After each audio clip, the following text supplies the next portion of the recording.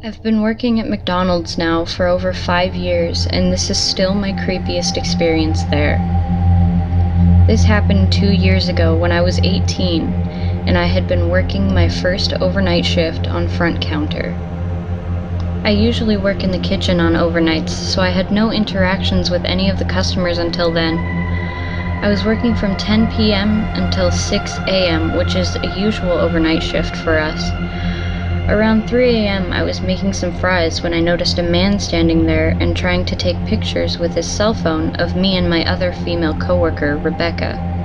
I pointed it out to her and she just rolled her eyes in annoyance and went to take an order in drive-thru, telling me it happened a lot. I was instantly uncomfortable. I wanted to tell the manager, but he was in the office doing his manager stuff and I didn't want to bother him. I went over with what I felt was a nervous smile and quickly did my usual greeting. "Hello, what can I get for you?" He just kind of looked at me and stayed quiet.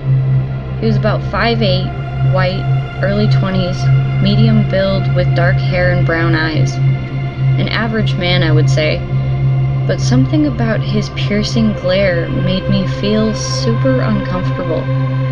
Then he smiled, a smile that sent shivers down my spine. "I'll just have a coffee. Black, sweetie," he said, and I could instantly smell alcohol on his breath. I nodded and told him the price before he pulled out a $5 bill and went to hand it to me, making sure our hands touched. I avoided his gaze and went to hand back his change when he winked at me and went to go wait for his coffee. I went to go make it as fast as I could, but, just my luck, we were out of coffee on both the front counter and the drive-thru, as we don't sell much through the night. I turned around and kept as little eye contact as I possibly could. "I'm sorry, I'm gonna have to brew you a fresh pot. Should only take about 3 minutes." "Don't worry, I don't mind. I have quite the view while I wait," he replied, shooting me a wink. I just smiled awkwardly and looked away. I had to make sure I didn't fall behind on my shift, so I began to set up the muffins on the display so we had them all ready for breakfast, which starts at 4 a.m. in Canada. "So, Susan," I heard behind me, realizing it was the guy. I instantly tensed, wondering how he knew my name before I noticed I had my name tag on and quietly cursed to myself. I turned around and looked at him, and he said, "What time are you stuck here until tonight, beautiful?" I instantly panicked as I didn't do well in these situations. 7, I said nervously, which then the guy gave me a huge grin. "Oh, so you still have time before you're off, eh?" I nodded and noticed the coffee was done pouring, so I went over and made his coffee as he watched me with an intense stare. I handed it to him before saying, "Have a nice night," earning me another wink. He then waved and said as he turned around, "I'll see you later, Susan." I watched as he walked out the door and tried to calm myself down. He doesn't actually know when I'm off, so I'm okay, I thought to myself. 6 a.m. rolled around, and it was finally time to go. I still felt a little paranoid about the guy, but I knew it was now in the past. My coworker Chris was going to drop me off at home as we carpooled, so we got our stuff together and left. As we were heading to his car, I noticed a parked car with someone in it, and of course, it was the guy.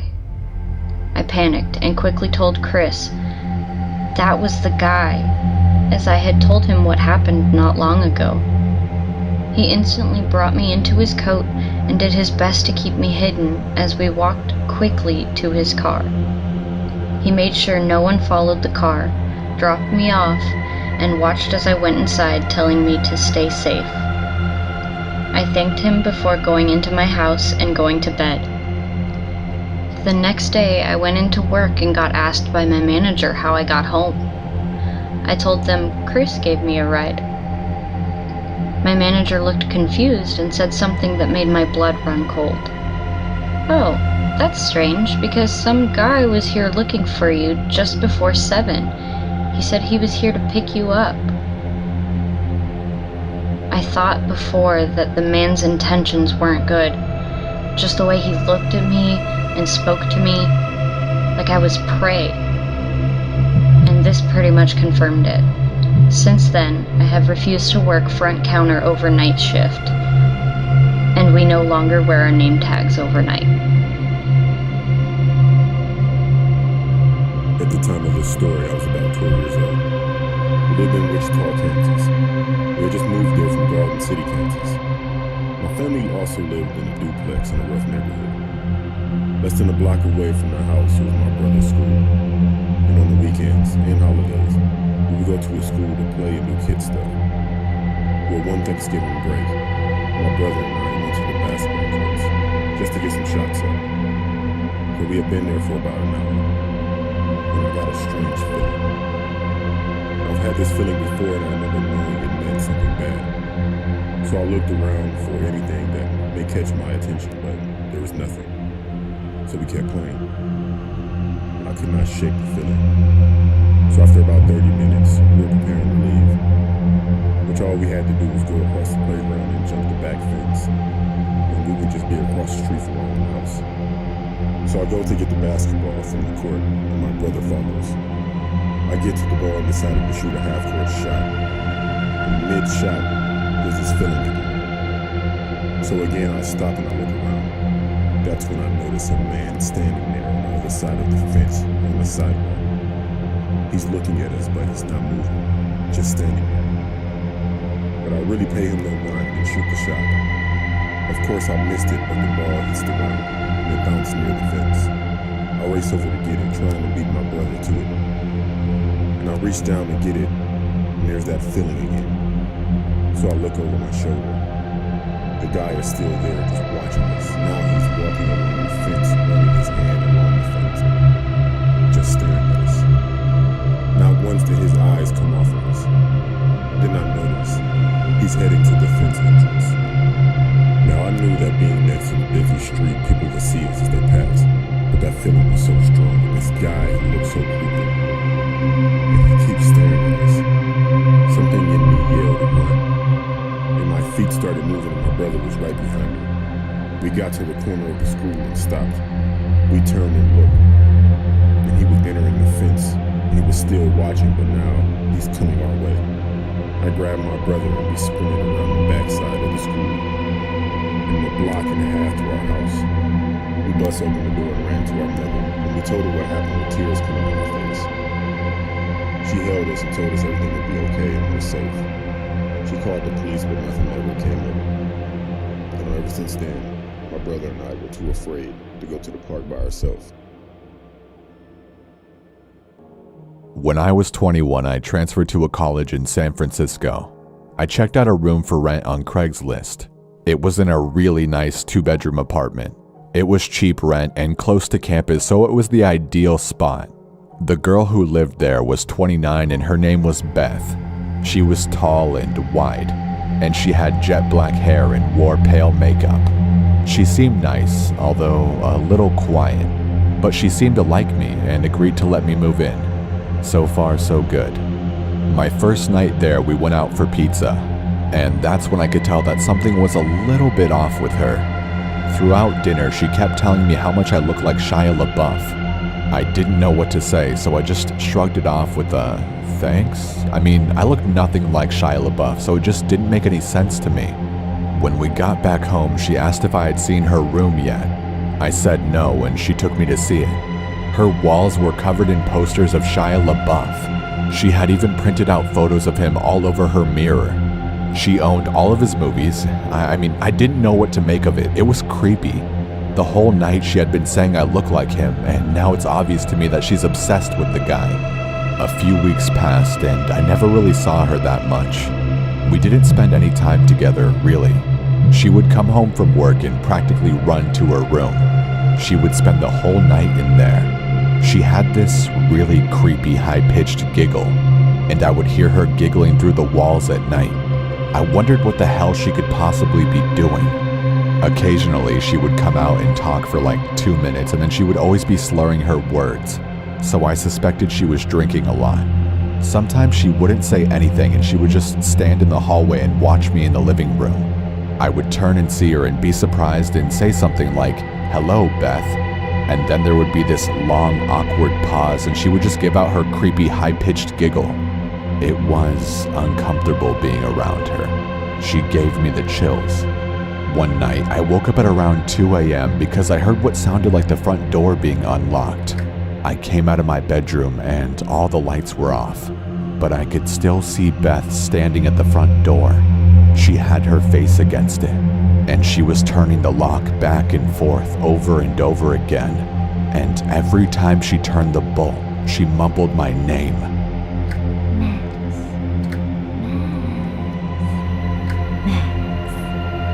Seeing her standing in the dark and mumbling my name really freaked me out. And it doesn't help that she kinda looks like a bigger version of the girl from The Ring. I just quietly went back to my room and tried to sleep. One night, I was watching Gladiator and she stumbled out of her room and turned on the living room light, forcing me to pause the movie, which was annoying. She then asked me if I wanted to hear about her ex-boyfriend. It was an uneasy segue into the topic, but I just said sure and then awkwardly sat back to listen to her. 10 minutes into her story and she was extremely riled up. She was screaming at the top of her lungs about their breakup. I was worried that the neighbors were going to call the cops and she wasn't listening to me when I was asking her to lower the volume. Amidst all of her screaming, one thing she said really freaked me out. She was in such a fit and she yelled that she'll slit his fucking throat. That was a big game changer. Suddenly, I had no idea what this girl was capable of.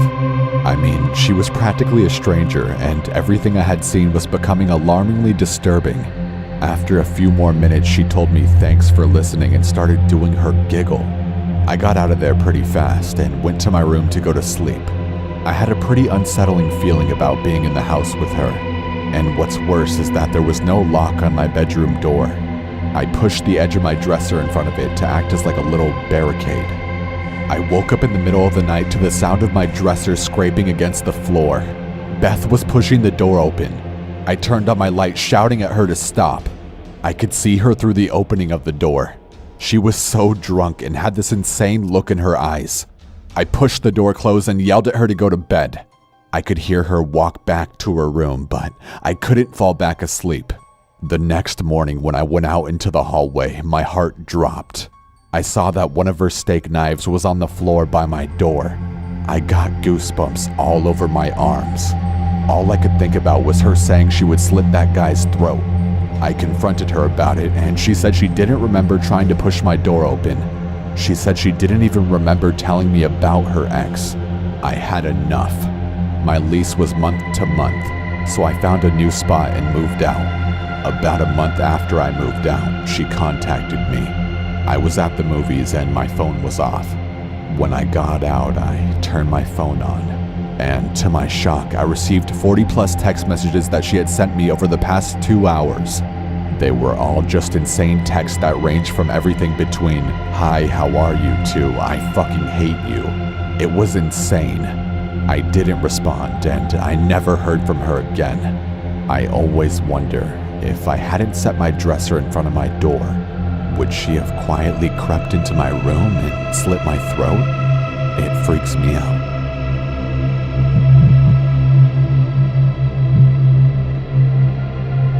A couple of years ago, one of my closest friends relocated cross-country with his long-term girlfriend to work a job he couldn't refuse. The only issue he had was that he didn't want to fly his dogs out with him when they'd made the move, since they'd be staying in a hotel for the first month.